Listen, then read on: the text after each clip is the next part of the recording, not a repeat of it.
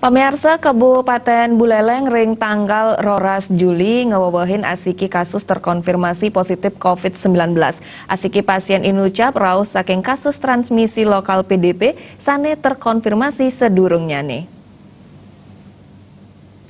Perindikan inucap kebausang langsung oleh Sekretaris Gugus Tugas Percepatan Penanganan COVID-19 Buleleng Gede Suyasa. Majeng samian media ring tanggal 12 Juli warsadi mangkin.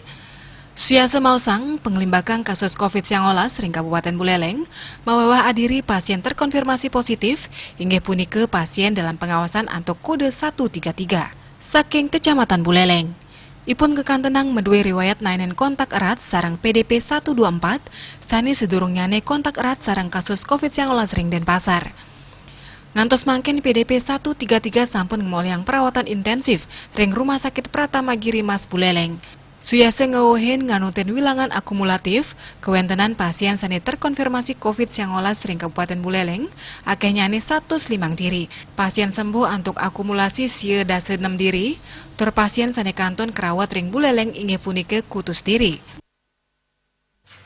PDP yang terkonfirmasi ini adalah PDP 133 dari Kecamatan Buleleng yang memiliki kontak erat dengan PDP 124. PDP 124 adalah yang kontak erat dengan kasus Denpasar.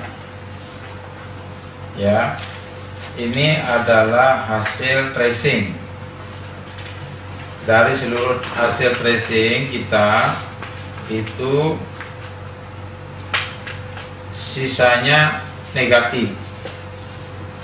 Ini adalah hasil tracing, kembali lagi ya, ketika ada PDP 124 dan 2 lagi kemarin sudah sembuh, ya kan.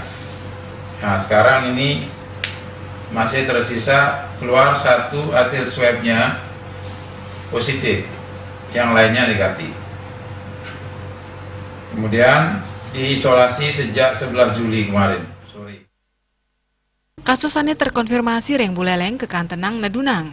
Buleleng rauh mangkin sampun ngranjing ring Kabupaten Zona Hijau antuk skala kasus sane akidik. Komang Yuda, Bali.